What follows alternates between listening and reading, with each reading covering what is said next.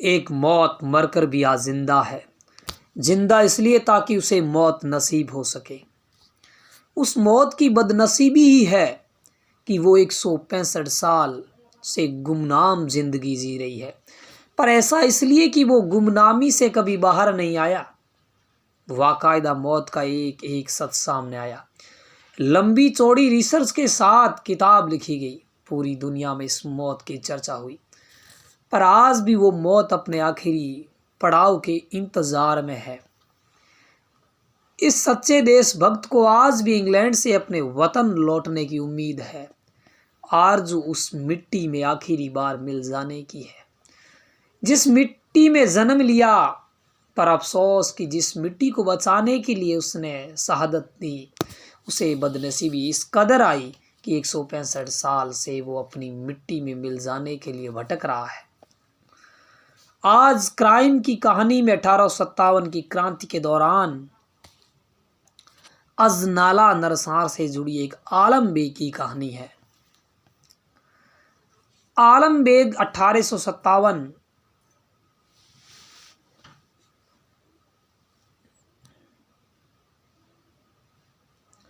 आलम bag या कहिए Aleem bag, ये नाम सिर्फ गूगल पर ही सर्च करने पर मिलेगा, पर इतिहास के पन्नों में ये नाम नहीं है।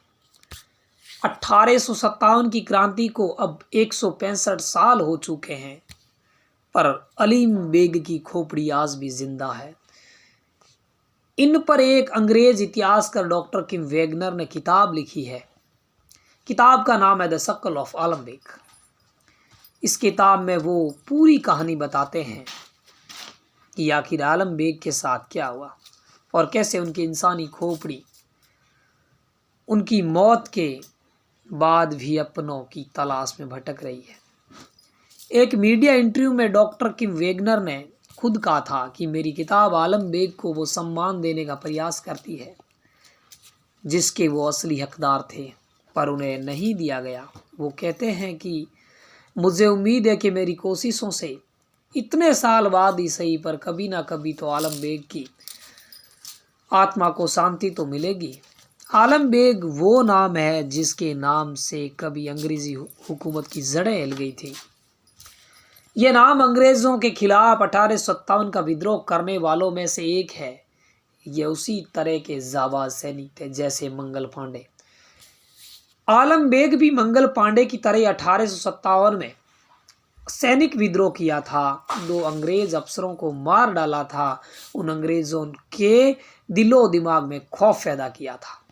ना सिर्फ खौफ, बल्कि 1857 की क्रांति के समय वो 500 सैनिकों की टुकड़ी का खुद ही नेतृत्व किया था और फिर अंग्रेज़ों का खात्मा करने निकल पड़े थे।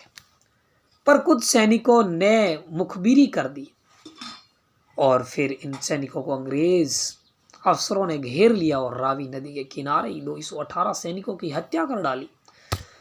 बचे हुए 282 सैनिकों को गिरफ्तार कर पंजाब के अमृतसर के पास अजनाला में ले आए, जहां इन सैनिकों को मार मार कर एक कुएं में दफना दिया गया, जिसे अजनाला नरसार का नाम दिया गया। ये नरसार भी के इतिहास में दर्ज नहीं हुआ।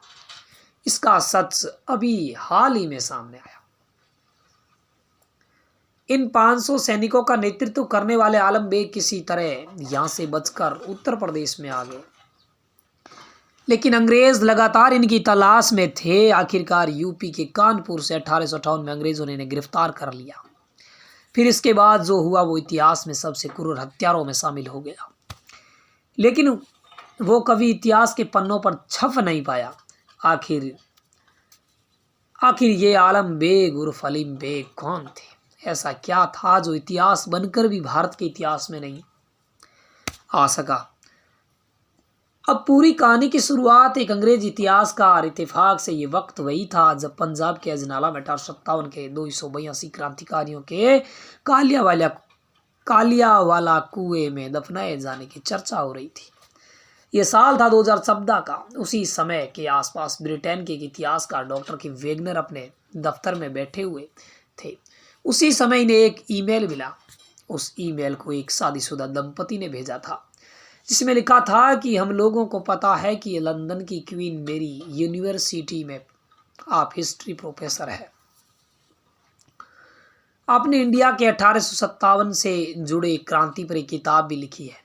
अब आपको ईमेल इसलिए भेज रहे हैं कि क्योंकि हमारे पास एक खोपड़ी है, उस खोपड़ी का ताल्लुक किसी ना किसी रूप से इंडिया के 1857 की क्रांति से है, पर इसमें क्या और कितना सच है इसे लेकर हम उलझन में हैं। आखिर इस खोपड़ी का करे तो करे क्या। इस खोपड़ी का नीचे का जबड़ा गायब है, जो कुछ दांत थे वो भी अब उखड़ रहे हैं, खोपड़ी का रंग भी पीला पड़ने लगा है।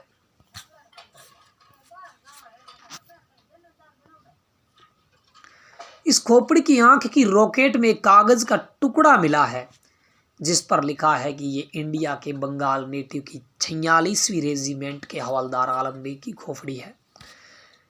इस आलम बेग को तोप के मुंह से बांध कर उड़ा दिया गया था, ठीक वैसे ही जैसे आलम बेग की रेजिमेंट के दूसरे साथियों के साथ किया गया था। उस लेटर में यह भी लिखा कि 1857 की बगावत का ये मुख्य लीडर था।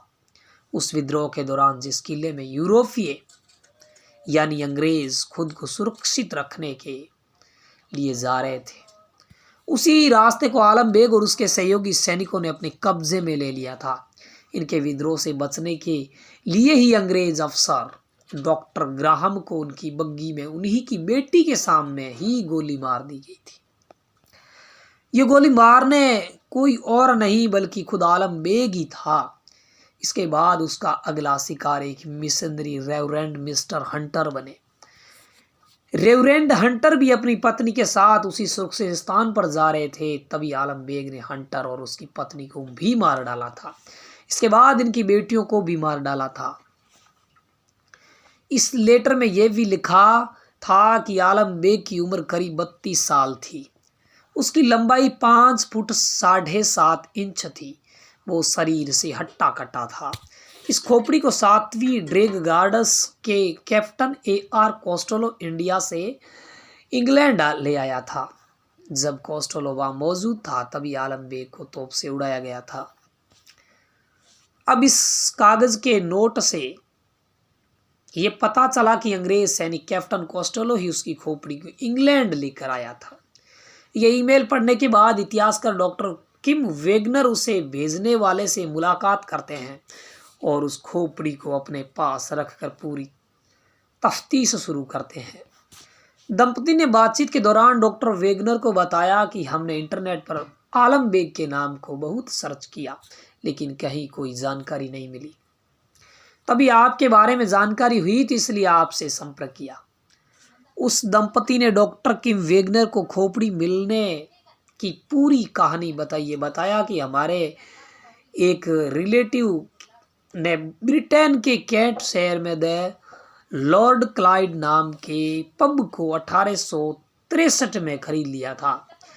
ये खोपड़ी उसी पब के एक कमरे में बंद मिली थी, लेकिन ये पता नहीं चला कि आखिर ये खोपड़ी पब में कैसे आई थी। फिर पब के असली मालिक की मौत के बाद उसे हम और दूसरे रिश्तेदारों के हिस्से में बंटवारा हो गया था, जिसके बाद खोपड़ी हमारे हिस्से में आई। काफी समय तक पब में इस खोपड़ी को नुमाइश की तरह सजा दिया गया था, जिसके साथ लोग फोटो खिंचवाते थे। इस खोपड़ी को लोग किसी ट्रॉफी की तरह समझकर उसके साथ सेल्फी भी लेते थे। अब ये पूरी जानकारी होने पर इतिहासकार किम वेगनर लंदन के नेचुरल हिस्ट्री म्यूजियम के एक अधिकारी से खोपड़ी की तहकीकात कराते हैं। ये पता लगवाते हैं कि इस खोपड़ी के साथ जो कागज का टुकड़ा मिला था उसमें कितनी सच्चाई हो सकती है। फिर काफ़ी हद तक ये सही साबित होता है कि लेटर में लिखी बात सच है। असल में बताया जाता है कि जिसकी ये खोपड़ी है कि वो 19वीं सदी के बीच से जुड़ी है। यह किसी एशियाई मूल के पुरुष की खोपड़ी है। अब इसके बाद जब डॉक्टर वेगनर को ये यकीन हो गया कि खोपड़ी इंडिया के 1857 की क्रांति से जुड़ी है, फिर वो उसे गंभीरता से लेते हुए आगे बढ़ने लगे। उस आलम बेग की पूरी कहानी और घटना को समझने के लिए रिसर्च करने लगे, पर उन्हें शुरुआत में भारत हो या ब्रिटेन कहीं भी आलम बेग के बारे में कोई जानकारी नहीं मिली। किसी वारिस का भी नहीं पता चलता है, इसलिए किसी ने कभी खोपड़ी लौटाने की बात भी नहीं कही। पर धीरे धीरे कई जरूरी जानकारी डॉक्टर वेगनर को मिली। इसी रिसर्च में ब्रिटेन से छपने वाले एक अखबार द स्फेयर की साल 1911 में छपी एक खबर मिली, जिसमें लंदन के व्हाइट हॉल में लगी प्रदर्शनी में इस खोपड़ी को दिखाए जाने का जिक्र था। उस खबर में लिखा था कि इंडिया में 1857 में हुई क्रांति की याद दिलाने वाला ये एक स्मृति चिन्ह है।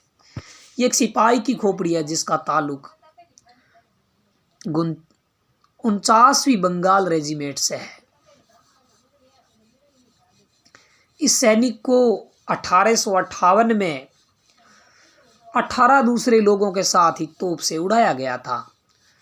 अब इस जानकारी से कहानी काफ़ी साफ हुई, इसलिए डॉक्टर वेगनर ने अब उन लोगों का पता लगाया जो आलम बेग के हाथों मारे गए थे। इस पड़ताल में उन्हें एक अमेरिकी मिशनरी एंड्रयू गार्डन का लेटर मिल गया। यह गार्डन 1857 की क्रांति के दौरान भारत के सियालकोट में ही रहता था। ये सियालकोट अब पाकिस्तान में आता है। ये गार्डन उस डॉक्टर ग्राहम और हंटर दंपति को जानता था जिनकी हत्या आलम बेग ने की थी। जब आलम बेग को तोप से बांधकर उड़ाया गया था तभी भी एंड्रयू गार्डन वहीं मौजूद था। अब पूरी पड़ताल के बाद इतिहासकार किम वेगनर ने आलम बेग को इंसाफ और पहचान दिलाने का फैसला लिया, इसलिए किताब लिखी। किताब साल 2018 में सामने आई। उस किताब में लिखा कि आलम बेग वही है जिन्होंने अजनाला में मारे गए भारतीय सिपाहियों का नेतृत्व किया था।